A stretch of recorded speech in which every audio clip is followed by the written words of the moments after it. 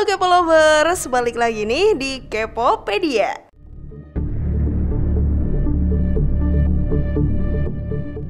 Ilmuwan gila ternyata nggak cuma ada di kisah-kisah fiksi aja loh, tapi juga ada di kehidupan nyata. Atas dasar ilmu pengetahuan, beberapa ilmuwan berani menabrak norma dan aturan yang berlaku. Ya, biar tercapai deh impian tentang risetnya. Tapi nggak semua ilmuwan gila benar-benar melakukan hal di luar nalar yang merugikan orang lain ya. Beberapa di antaranya sengaja bekerja di luar batas norma demi menemukan hal-hal yang ternyata bermanfaat di kehidupan modern saat ini. Kira-kira ada siapa aja sih? Tonton videonya sampai akhir ya dan temukan jawabannya. Inilah 5 ilmuwan tergila dalam sejarah ilmu pengetahuan versi dari Kepopedia.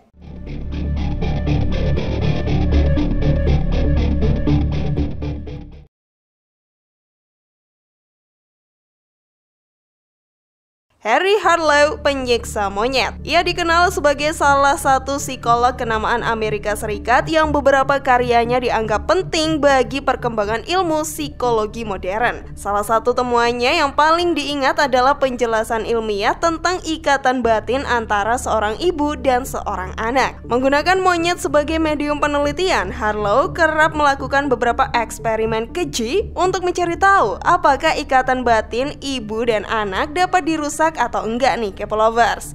Ia pernah mengurung bayi monyet yang baru lahir hingga 1 tahun lamanya di sebuah kandang kecil. Ia merawat bayi monyet itu tanpa pernah mempertemukannya dengan sang induk. Hasil penelitiannya cukup mengejutkan loh. Ikatan batin antara induk dan tahanan bayi monyet tersebut tetap ada, meski nggak pernah ketemu sejak dilahirkan ya. Dengan sendirinya induk dan anaknya yang terpisah itu menyadari hubungan darah di antara keduanya. Jadi kalau sekarang ada ibu bunuh anaknya atau anak bunuh ibunya, itu berarti kayak semacam kalah gak sih sama monyet? Duh, miris ya. Namun sebelum lanjut, klik dulu tombol loncengnya ya, biar kalian gak ketinggalan info terbaru dari channel ini.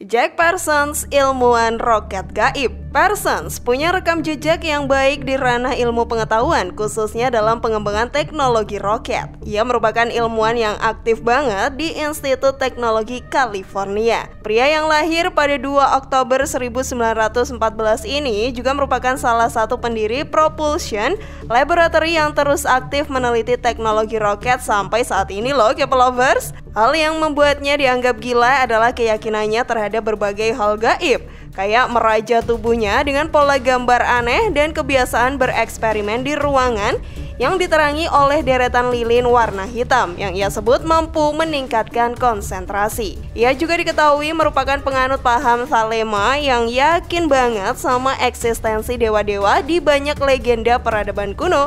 Bahkan ia kerap melontarkan mantra-mantra yang diikuti oleh teriakan menyebut nama dewa Yunani kuno sebelum meluncurkan roket hasil penelitiannya. Gak salah sih, namanya juga keyakinan ya.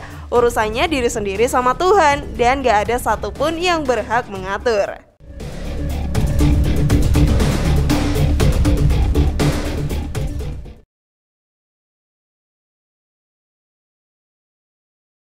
Sidney Gottlieb, penguasa racun. Julukan Sidney Gottlieb sebagai penguasa racun kayaknya nggak berlebihan deh disematkan ke Sidney Gottlieb. Soalnya pria yang lahir pada tahun 1918 ini merupakan salah satu otak dari sekian banyak skandal penggunaan racun yang dilakukan oleh CIA di era Perang Dingin loh Kepo Lovers. Sebagai contoh, ia diketahui telah mencetuskan ide untuk mengolesi bagian dalam sepatu mantan pemimpin Kuba, Fidel Castro, dengan racun thallium yang mampu merontokkan rambut di hampir seluruh tubuh. Cocok nih buat kamu yang mau balas dendam ke mantan.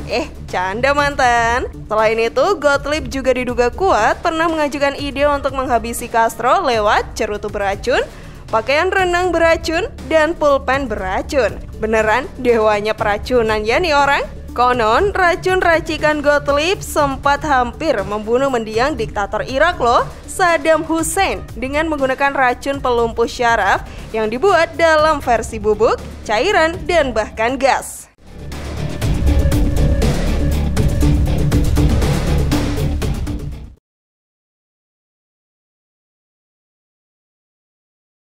Giovanni Aldini, pembangkit mayat.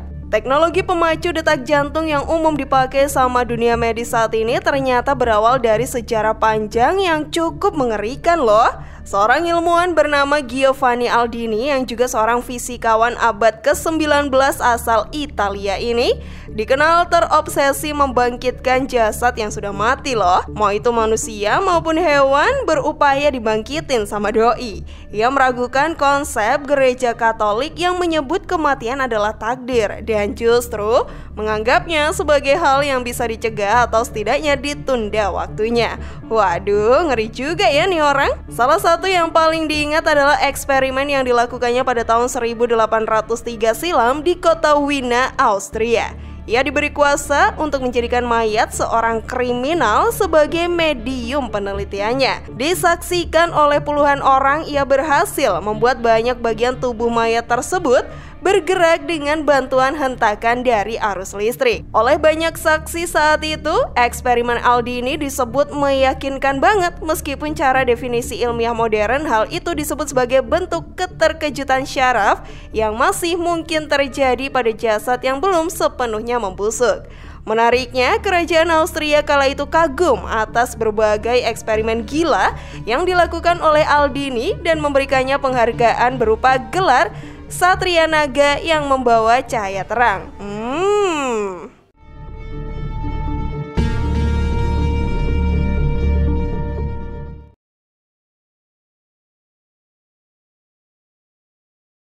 Robert J. White, spesialis transplantasi otak. Dr. Robert J. White merupakan seorang ahli bedah berkebangsaan Amerika Serikat yang terkenal banget dalam isu transplantasi otak. Ia juga dikenal sebagai penemu teknik pendinginan spiral cord yang kini digunakan di banyak proses bedah oleh para institusi medis dunia. Di tahun 1962, ia mengeluarkan otak anjing dari tempurung kepalanya dan berhasil membuatnya tetap hidup selama beberapa jam sebelum dikembalikan ke tempat semula dan gak memberi efek samping yang berarti pada anjing percobaannya. Tapi kesuksesan itu sebenarnya gak begitu saja terjadi. Memang sudah diketahui melalui puluhan uji coba. Ya, artinya si doi udah membunuh banyak anjing demi kepentingan penelitiannya. Sedih deh. Di era 1970-an, ia berhasil memindahkan otak dari dua monyet yang berbeda dan membuatnya hidup normal beberapa bulan sebelum terpaksa menyuntik mati karena munculnya indikasi komplikasi. Meski nggak sepenuhnya berhasil, eksperimen itu justru menjadi dasar dalam perkembangan ilmu mutasi dan transplantasi syaraf di era modern. Sepanjang karirnya, White melakukan lebih dari 10.000 operasi bedah dan menulis lebih dari 900 publikasi tentang bedah saraf klinis, etika medis, dan perawatan kesehatan.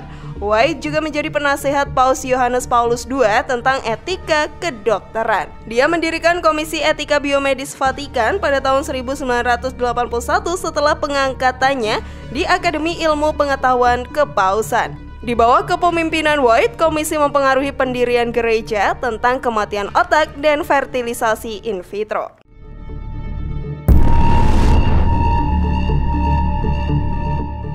Gimana K-Lovers? Kamu pada kagum gak nih sama kemampuan hebat dari para ilmuwan? Share pendapat menarik kalian di kolom komentar ya. Semoga informasinya bermanfaat. Terima kasih sudah menyaksikan channel kami. Sekali lagi mari membangun channel Kipopedia dengan cara klik tombol subscribe, like, share, dan aktifkan tombol loncengnya. Sampai jumpa di video berikutnya. Jangan lupa tonton video-video yang lainnya ya.